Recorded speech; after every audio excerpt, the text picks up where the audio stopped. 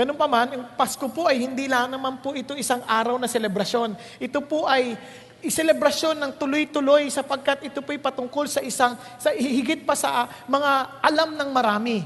Na, just to remind all of us, alam niyo po, marami sa atin, pagdating ng Disyembre, sobrang abala. Abalang-abala. And I believe most of you, pagod. Sobrang nakakapagod ang Disyembre. Bakit? Kasi ang dami nating inahanda. In fact, yung iba sa inyo, luto ng luto, preparing for parties in the office, parties in school, parties all over the place. Party ng mga lumang barkada, party ng mga dating kaklase. Ang daming party hanggang sa parang party-party na yung katawan mo na hindi mo alam saan mo ilalagay. Namansin nyo? Kasi hindi lang yun. Sobrang busy. Yung iba sa atin, ang daming pinaplano, they do plannings for their business, they do planning for their works, they were rushing for their deadlines, ang dami lang hinahabol.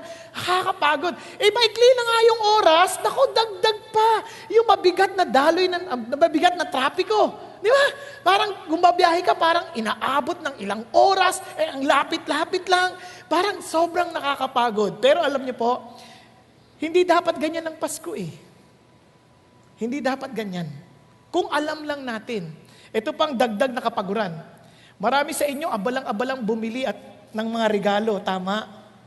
At itong pinaka-nakakatuwang bahagi. Nung nagdatingan na yung mga riregaluhan mo, biglang may dumating na hindi mo nabilan. Sabi niya, patay, wala siya. Dagdag pagod na naman yun ang kaiisip. Tama, mali? Hello? Tingnan mo yung katabi mo, pagod na pagod. Kawawa talaga, kawawa. Kaya ako hindi ko na inisip yung regalo na yan. Hinahayaan ko na lang sila mag-isip. Joke lang. Nagbibiro lang po ako. Pero what I'm trying to say is this. You see, if you just only know what Christian really means, exciting po ito. Alam niyo nga, meron po isang babae. Alam niyo, namili siya, namili. Dami-dami niyang dala.